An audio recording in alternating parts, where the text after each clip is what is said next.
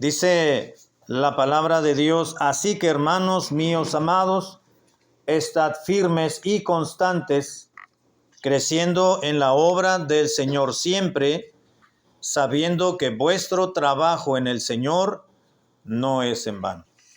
Padre, gracias por permitirnos estar en el templo esta mañana. Gracias por tus bondades. Gracias, Señor amado, por cada uno de tus beneficios, y entre estos y muchos otros es que podemos contar con nuestros sentidos para poderlos involucrar en el recibimiento de tu palabra expuesta el día de hoy. Señor, te ruego que nos ayudes a entender a través de la obra única de tu Espíritu Santo de manera individual en los que estamos congregados esta mañana, de forma que nos ayudes, nos alientes a poder mejorar en nuestra relación contigo. Concédenos, Padre amado, poder tener la conciencia en todo momento de que la obra del Señor es indispensable, que nos envolvamos en ella de manera que llevemos fruto y que ese fruto traerá resultado en su momento cuando tú lo decidas. Te pido que bendigas este tiempo por amor a tu grande nombre, en el nombre de Cristo Jesús. Amén. El apóstol Pablo les está presentando a los hermanos de Corinto en el capítulo 15, por supuesto que en la carta que él les escribió, les redactó, no estaba dividida por capítulos, naturalmente, sino que era una carta, una redacción de corrido. Pero cuando se dividió en capítulos, quedó dividido el versículo 1 en adelante, hablando propiamente el apóstol acerca del Evangelio de Cristo. Pudiésemos decir que está declarando lo que realmente significa el Evangelio. Dice en la Biblia, versículo 1, además os declaro, hermanos, el Evangelio que os he predicado, el cual también recibisteis, en el cual también perseveráis, por el cual asimismo, si retenéis la palabra que os he predicado, sois salvos, si no creyeron en vano. Porque primeramente os he enseñado, dijo el apóstol, yo ya les enseñé lo que al mismo tiempo yo ya recibí, que Cristo murió por nuestros pecados conforme a las Escrituras, y que fue sepultado, y que resucitó al tercer día, conforme a las Escrituras, que apareció a Cefas y después a los 12, y después apareció a más de 500 hermanos a la vez. Aclara. Sin embargo, está presentando lo que realmente es y el contenido del Evangelio, es decir, de las buenas nuevas, la buena noticia, las buenas noticias de cómo uno puede ser salvo, y es el creer, como dice el versículo 3, creer que Cristo murió por nuestros pecados de acuerdo a las Escrituras Santas, y que fue sepultado y posteriormente resucitó 3 días después. Toma la oportunidad el apóstol Pablo para continuar expresando acerca de la resurrección de Jesucristo. Y en el resto del capítulo 15 no está presentando una tesis completa, si me permite el término, a profundidad acerca de la resurrección de los muertos, sino que sencillamente está razonablemente presentándoles parte de la doctrina de la resurrección de los muertos a los hermanos de griegos de Corinto, hablándoles inicialmente acerca de la resurrección de Cristo, porque es parte del creer de las buenas nuevas. Es decir, cuando uno cree en el Evangelio, que se nos predicó el Evangelio de Cristo y creímos en él, fuimos salvos, como lo expresa los mismos versículos previos leídos previamente. Entonces comienza: Cristo resucitó de entre los muertos al tercer día.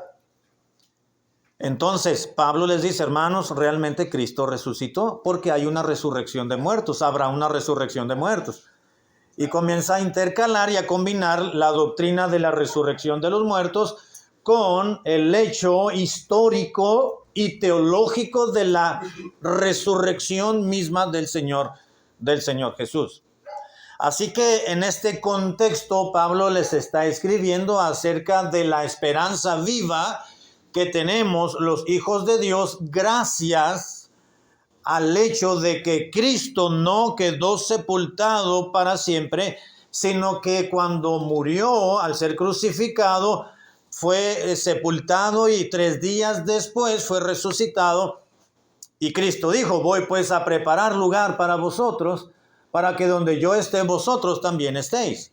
Y para que él fuese a preparar lugar debió haber levantadose de entre los muertos. Y una vez que presenta esta parte, este contenido de la doctrina de los muertos, incluyendo la resurrección del Señor, termina el capítulo 15 diciendo: así que, hermanos míos, ese así que está ligando lo anterior y viniendo a presentar una conclusión.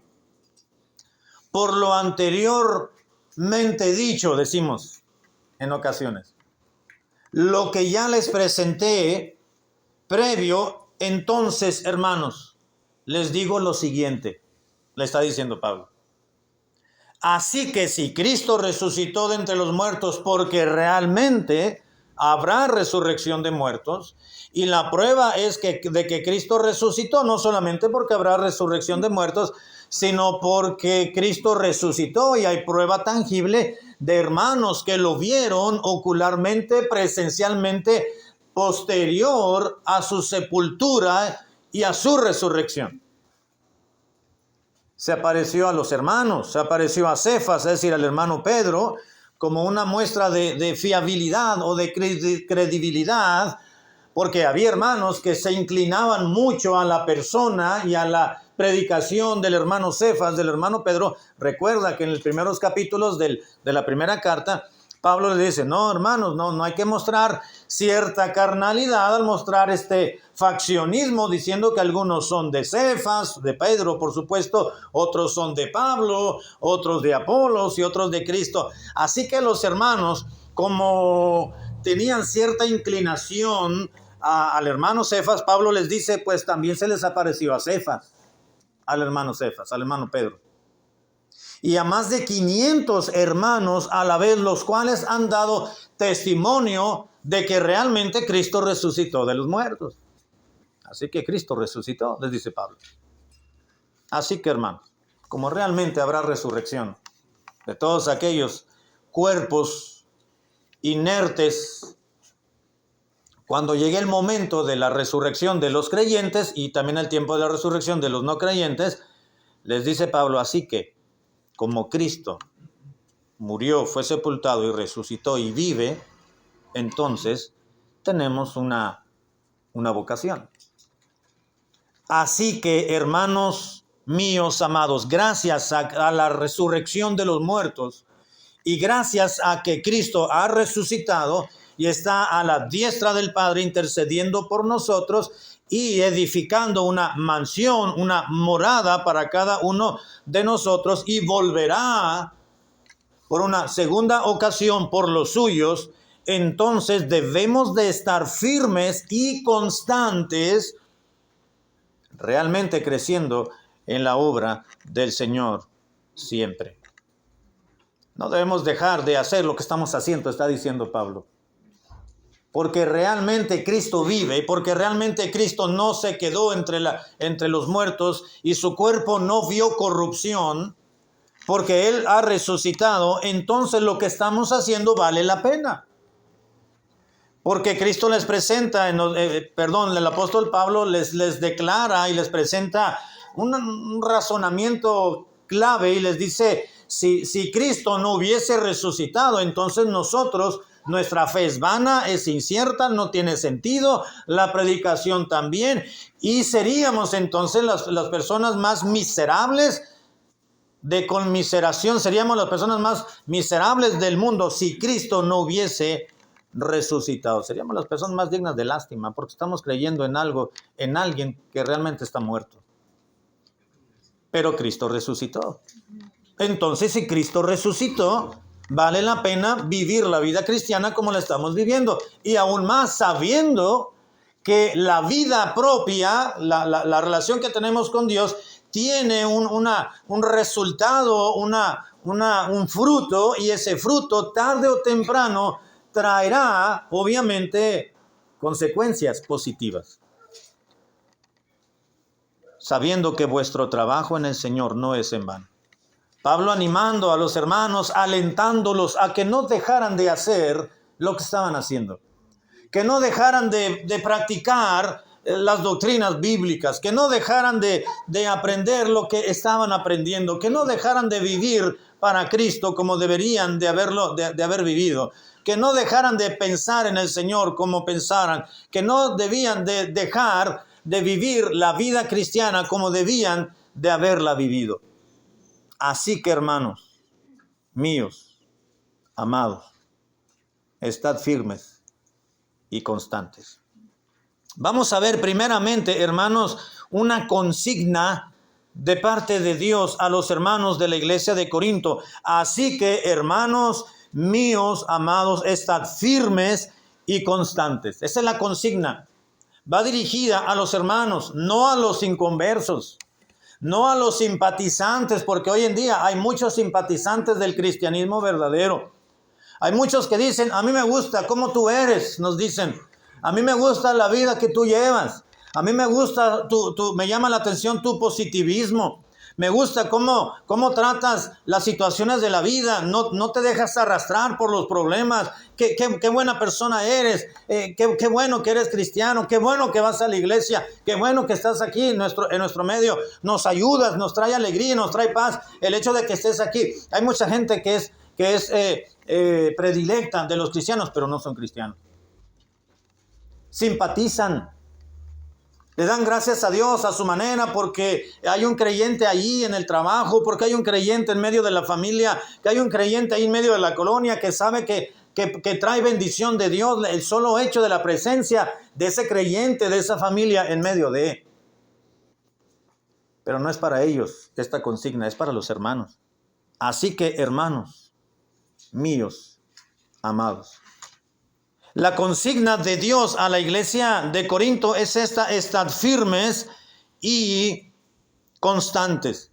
Como realmente Cristo vive, como realmente el evangelio es algo verídico, algo cierto y algo veraz, entonces, dice Pablo, hermanos míos amados, debemos de estar firmes y constantes.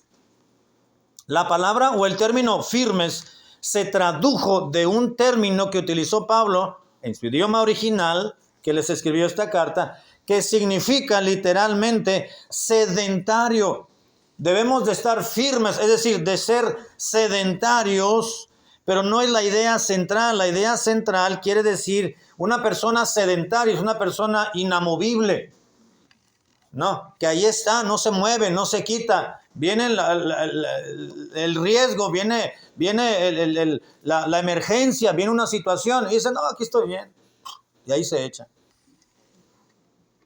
Es de lo que previenen los médicos, ¿no es cierto, hermano? Que nos han dicho, evite tener una vida sedentaria. Es decir, no esté siempre sentado, párese, camine, no nada más esté ahí sentado viendo la televisión o comiendo. Haga ejercicio, levántese, siéntese, haga sentadillas, párese, camine media hora por lo menos, 30 minutos diarios. No debe llevar una vida sedentaria, es decir, manténganse en actividad, no esté solamente ahí sin hacer nada.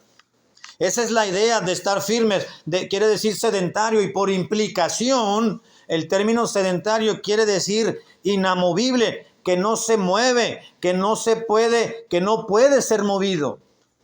Y la idea la toma Pablo para decir, no debes de llevar una vida sedentaria en el sentido de biológico o físico o material. Debes de ser inamovible en la obra de Dios, en la vida cristiana.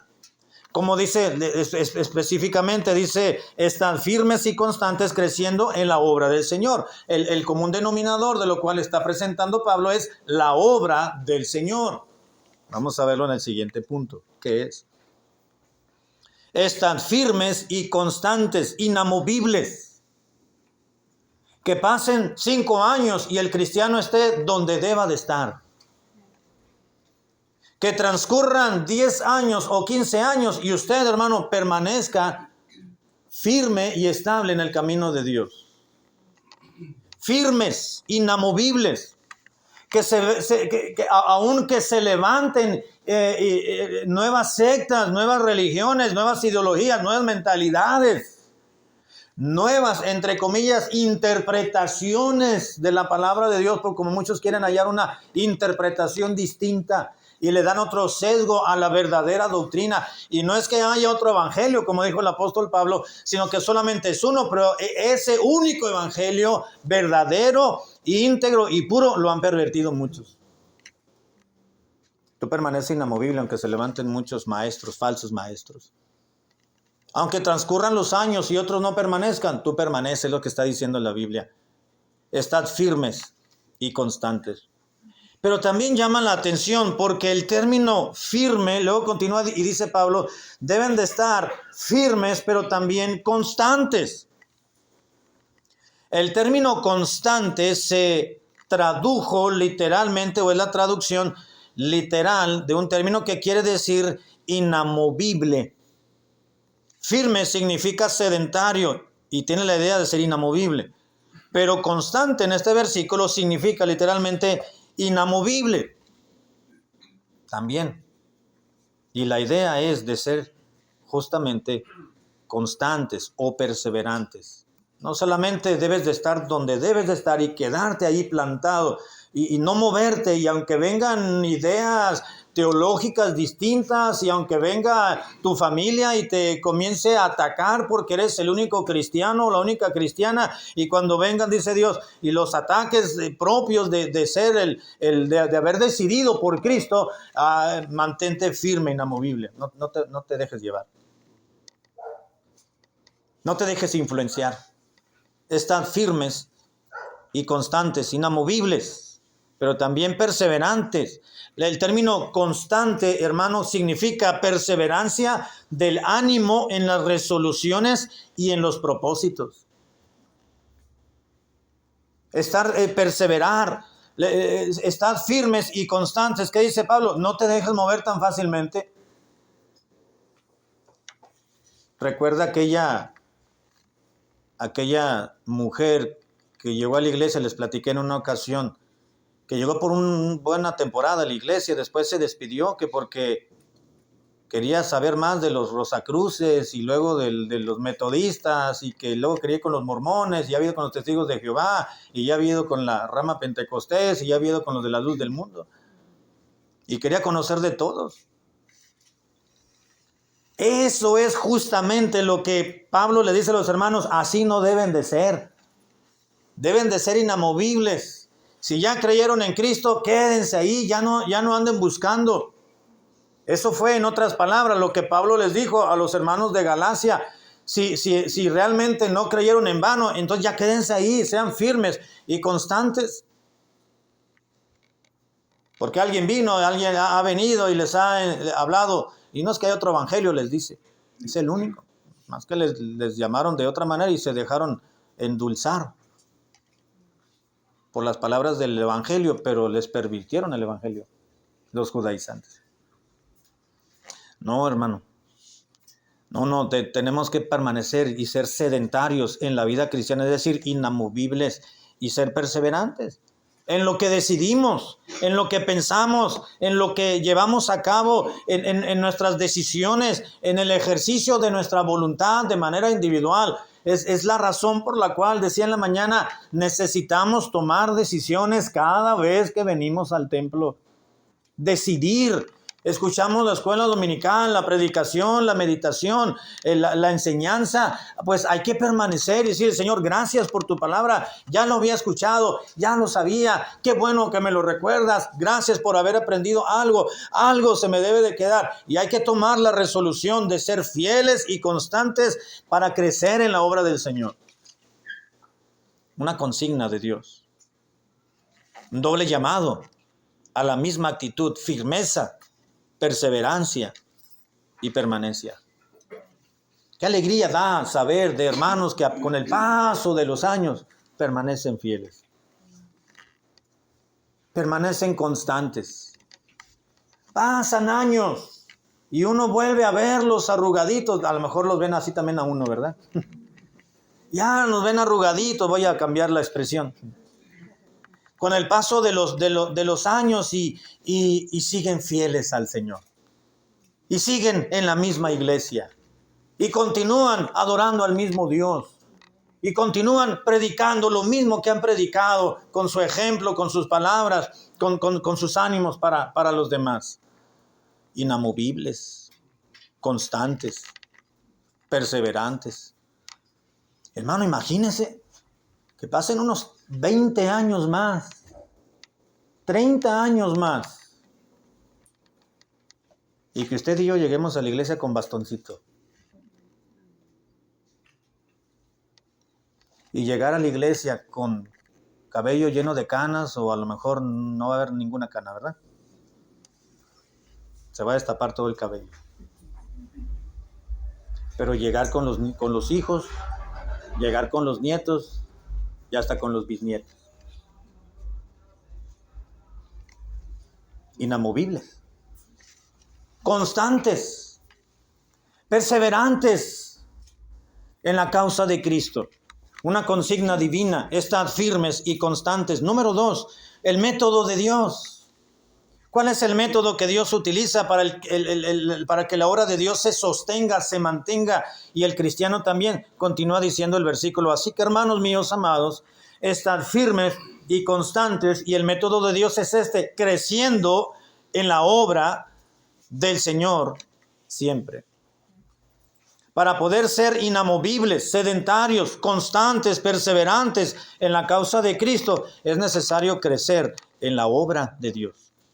No únicamente debemos de crecer en la obra del Señor, sino nosotros mismos.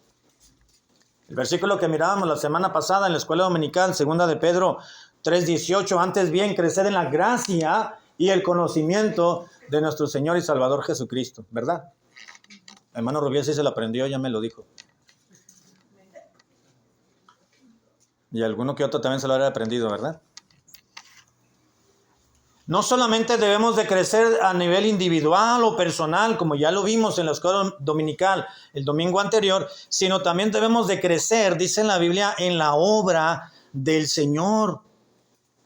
Crecer en la obra de Dios, hermanos, es madurar, es conocer, es envolverse en la causa de Cristo, vivir para Él, apasionarse en el trabajo del Señor, convertirlo en una gran necesidad, la causa de Cristo, como sucedió con el niño Jesús cuando era un adolescente. Recuerda, Lucas capítulo 2, verso 49, que habían ido a Jerusalén año tras año, y en esa ocasión el puberto, este pequeño preadolescente, se había quedado en el templo cuando ya era momento de irse, y volvieron por él, lo buscaron, lo encontraron. Y él expresó lo siguiente, Lucas capítulo 2, verso 49, entonces les dijo, ¿por qué me buscabais? ¿No sabíais que en los negocios de mi Padre me es que necesario estar? Me es necesario estar en los negocios de mi Padre. En otras palabras, en la obra del Señor. Pero me dice es necesario. ¿Qué quiere decir eso, hermano? Que era una necesidad para el niño Jesús envolverse en los negocios de su Padre.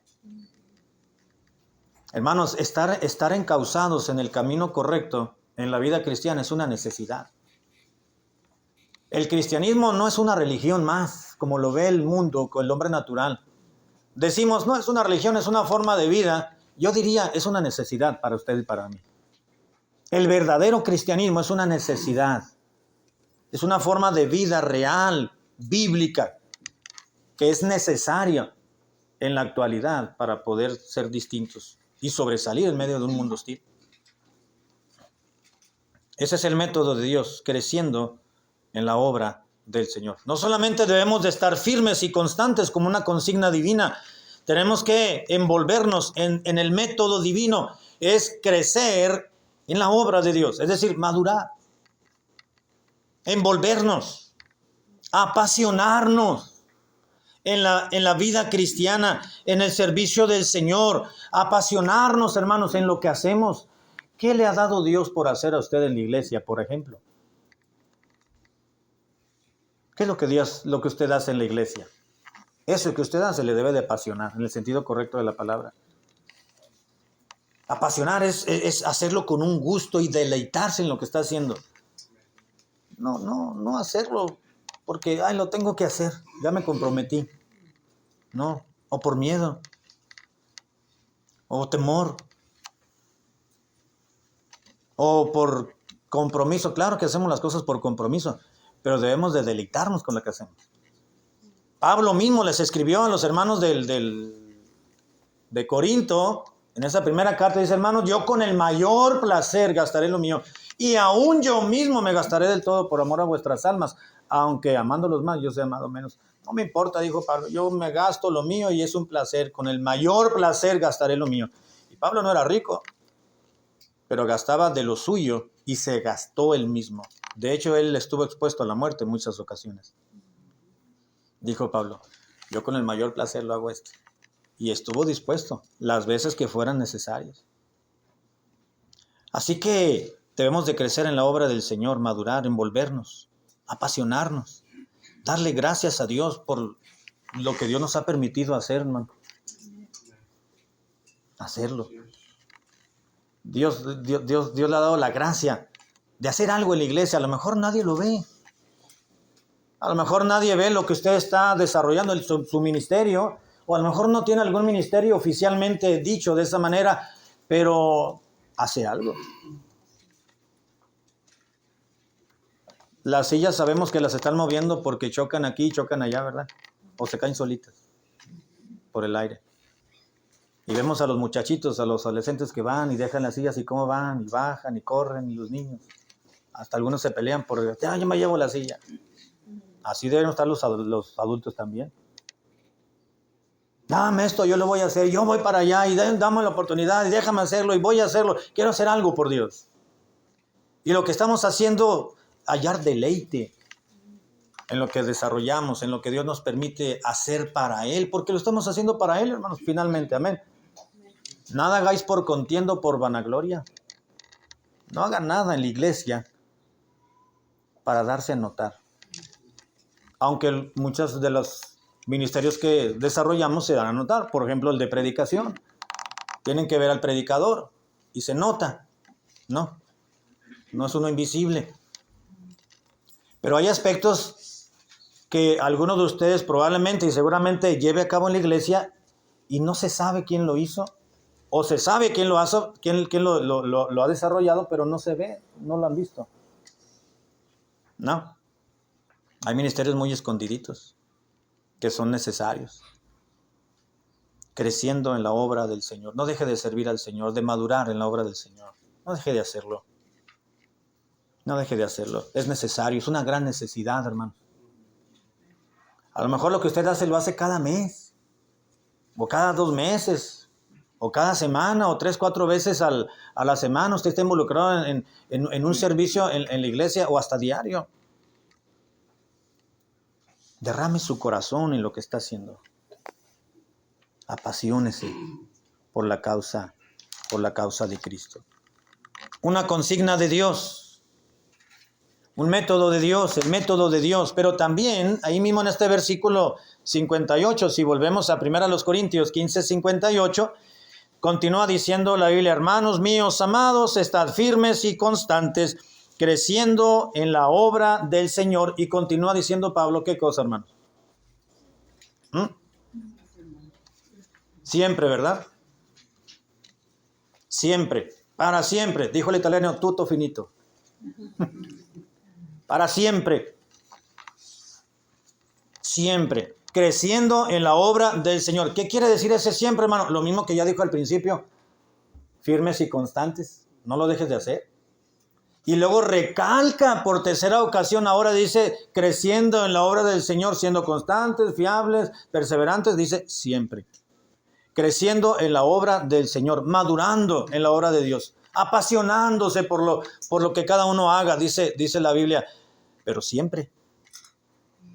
El tiempo de Dios siempre.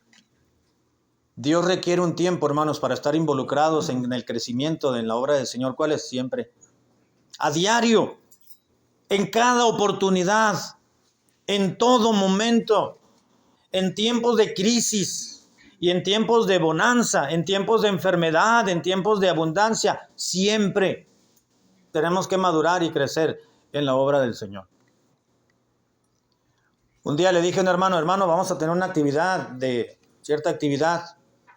Le digo, me gustaría que usted se encargara de asar la carne, vamos a hacer una comida, una conferencia y una comida. Le digo, me gustaría que usted tiene buen sazón. Usted no va a estar en la conferencia porque no es para usted, no es para los varones. Le digo, así que ya le encargo a un hermano esto, otro hermano esto. Me gustaría que usted asara la carne. Yo veo que a usted le queda bien y no se le tatema. Como no, pastor, muchas gracias, yo le ayudo, no le voy a fallar. No, nada más diga que sí, venga y aquí le vamos a dar todo lo que necesita. Ya va a estar la carne, etcétera. Usted viene a tal hora y prende la leña y el carbón, etcétera. Ya para cierto horario ya debe estar lista la carne, se la pasa ya a los cocineros. Bueno, está bien. El hermano contento porque se le consideró, pero ¿sabe qué? No llegó. Ni porque iba a asar carne. Y ya sabemos que al que parte y comparte le toca la mayor parte, ¿no? Es decir, el que asa carne la está probando, tiene que probar cada vistecito, casi, ¿verdad? Y eso es de por ley. Es una ley no escrita, ¿no? Y no llegó el hermano. No, pues al rato de llegar, no, pues no llegó. Ya después el hermano se disculpó y después, hermano, ¿cuándo me da otra por hacer? No, hermano, pues ya no. Pues nos quedó mal. Es que hay que madurar en la obra del Señor, pero siempre. No cuando uno quiera, o cuando uno pueda, o cuando uno se acuerde. No, es siempre. En cada oportunidad que Dios nos da por hacer, hay que tomarla, hay que aprovecharla. Dios presentó esta oportunidad para ir a Chiapas y ir un pequeño grupo representativo de la iglesia. Es un bracito de la iglesia Manantial de Vida obrando en Chiapas. Es una oportunidad. Se tomó la oportunidad.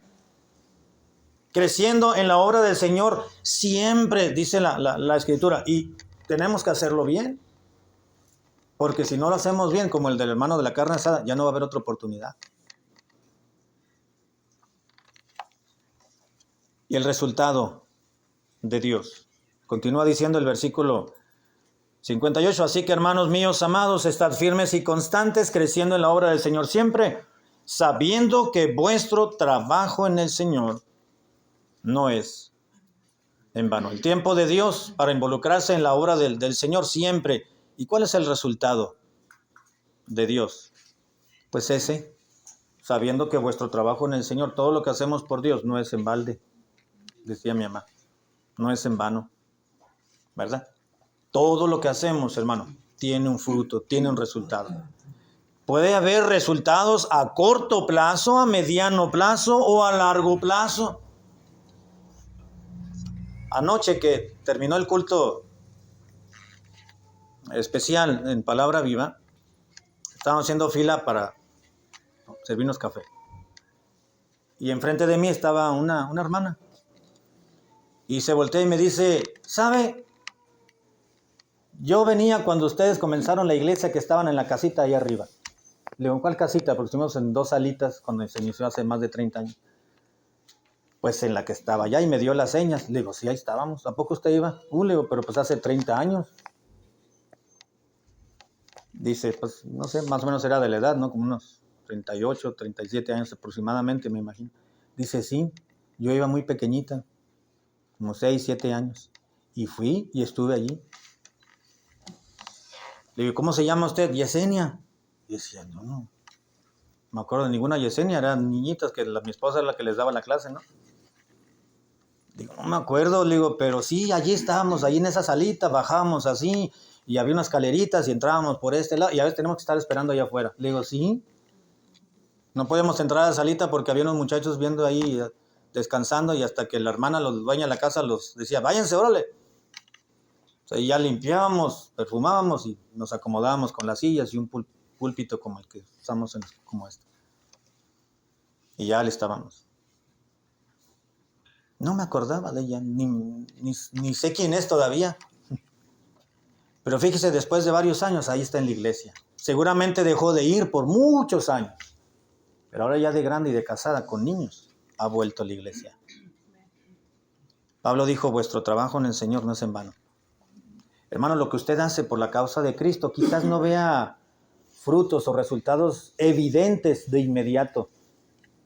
Pero con el paso del tiempo se va a ver, se va a reflejar el trabajo, el esfuerzo. Quizás no lo veamos nosotros y lo disfrutemos en su momento.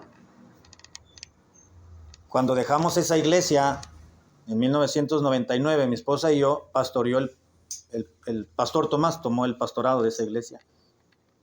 Mi esposa y yo habíamos visitado a una hermana que tenía problemas de la columna y difícilmente podía caminar. Alguien nos habló, creo que una hija de ella, nos dijo que su mamá andaba buscando a un pastor para que fuera a darle, enseñarle de la Biblia. Me llamaron, le dije a mi esposa, vamos, fuimos, estuvimos yendo por varios meses. Cada semana íbamos, visitábamos, le hablamos de Cristo a la hija, no quiso nada. La invitábamos a la iglesia y no quería. Pero la hermana ahí postrada en su cama, pasábamos a su recámara, mi esposa y yo, le leíamos la Biblia, le dábamos un estudio, orábamos, y íbamos cada semana. El Señor nos movió, nos tuvimos que ir a otro lugar, dejamos la iglesia allí. Me fui yo con el pastor Tomás y les dije, hermano, aquí viven estos hermanos, y les di una vuelta, cada semana íbamos a dar vuelta a los hermanos para enseñarles dónde vivían y presentarlo. Y fuimos con esta hermanita. Pastor Tomás y su esposa siguieron yendo, pero le dijo la hermana, ya no, la hija, ya no, mi mamá no quiere nada, cuando no era verdad. Ya después pudieron hablar con la hermana dijo, no, como que se acostumbran, ¿verdad?, a otra persona. Dijo, no, ya está bien, dice, ya es suficiente. Total, dice, no me puedo mover, no puedo ir a la iglesia. Bueno, me platicó el pastor Tomás una vez que lo miré, y pasaron algunos años, y me dice, ¿sabes qué? ¿Sabes quién ha venido a la iglesia? Le digo, no, la hermana fulanita. Le digo, ¿quién es? Pues la hermana que tú ibas a visitar con tu esposa, que no se podía mover, ya Dios la levantó, ya pudo moverse después de una operación, y nos habló para que fuéramos por ella, y está yendo a la iglesia. Bueno, vamos por ella cada semana. Ya ha pasado mucho tiempo. No la he vuelto a ver a la hermana, por supuesto, y estoy hablando de hace unos 20 años atrás quizás, o más, poco más. Pero por lo menos hubo un fruto. Por lo menos aprendió algo de la Escritura. Y la palabra de Dios, hermanos, no se queda vacía en el corazón de nadie, ¿verdad que no? Algún día se refleja, vuelve, se acuerda, el Espíritu Santo toma del subconsciente de la persona, de la bodeguita ahí, del consciente, y le trae la palabra, su palabra, predicaciones, enseñanzas, principios, y las trae a la conciencia, y entra el cristiano a reflexionar y a cavilar en su corazón, y el Espíritu Santo hablándole a su espíritu, y reacciona y recapacita, y vuelve al Señor. Y vuelve porque tiene que volver en su momento, en el tiempo de Dios. Es el resultado, el tiempo de Dios. Por eso hay que trabajar siempre, y el resultado vendrá, sabiendo que vuestro trabajo en el Señor no es en vano. El producto del crecimiento personal, espiritual, hermanos, se manifestará en fruto en su momento, en su propio momento, cuando Dios diga. No solamente en uno. Uno a veces dice, no, hombre, este hermano no tiene remedio. No, hombre, esta hermana no entiende, dice uno.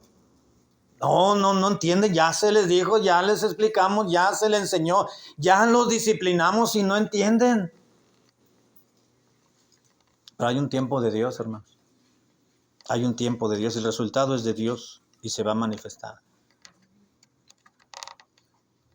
Va a llegar un fruto, el fruto va a llegar, el resultado de Dios, a corto plazo, a mediano o a largo plazo. Un día llegaron, antes de irnos a Baja California Sur, un año antes de que nosotros nos fuéramos, nosotros llegamos allá el 20 de abril de 1999. El año anterior, en verano del 98, había ido un pastor y su esposa, americanos que no hablaban nada de español, y reunieron un grupito de 10 jóvenes, 10 hermanos de su iglesia, de una iglesia en Las Vegas, Las Vegas, Nevada, con carga en el corazón por los hispanos. Decidieron ir a toda la península y se subieron a un carro, una panel que tenían, pasaron por 2 hermanos mexicanos para que les tradujeran y los llevaran a los tacos cuando iban a comer, y se fueron, cruzaron por Tijuana y se fueron hasta La Paz, llegando a los lugares, a los poblados un poquito mayorcitos para testificar. Llegaban, preguntaban por alguna iglesia bautista y con mayor razón llegaban y preguntaban. Pero ahí donde llegamos nosotros no había iglesia bautista todavía, en ese entonces, en el 98. Entonces llegamos a comenzar una en el 99. Entonces ellos llegaron un solo día llegaron ahí temprano y desde la mañana hasta la tarde, me lo platicó ese pastor, y llegaron y ganaron para Cristo a 60 personas. Lo único que sabían en español era el mensaje de salvación. Eso fue todo lo que practicaron de español, nada más. Conversaban en inglés, pero al momento de presentar el mensaje de salvación era en español. Si la persona con la que estaban hablando les hacía una pregunta, no sabían contestarles. Así que iban como robotitos, ¿verdad? Mensaje de salvación. 60 personas creyeron en Cristo, las anotaron en una lista y nos las hicieron llegar cuando nos supieron que nosotros ya estábamos allá, un año después. Bueno, mi esposa y yo dijimos, pues vamos a buscar a toda esta gente. 60. Con que vayan 30 a la iglesia, yo pensaba, ¿no? Íbamos iniciando, teníamos pocos meses de haber llegado, y decía, bueno, pues ya tenemos aquí 18 gentes, 28 en ese entonces, y le dije a mi esposa, pues vamos a ir por ellos, los buscamos a como podamos. Y fuimos a buscarlos, unos por nombre, otros por croquis, otros por el apodo, porque allá se usa el apodo, ¿no? ¿Y dónde está el tejano? ¿Y dónde está el Guaymas? ¿Y dónde está el de la funeraria, no?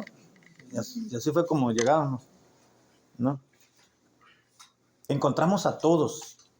Entre paréntesis, entre uno de ellos era el pastor de una iglesia pentecostés, el que había aceptado a Cristo, ¿no? Y ese no le hicimos ir a la iglesia, por supuesto. Y encontramos prácticamente a todos después de varios meses.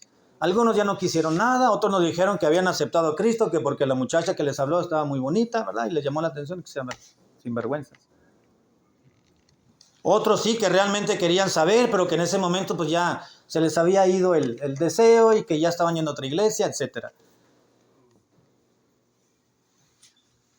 Pero hubo una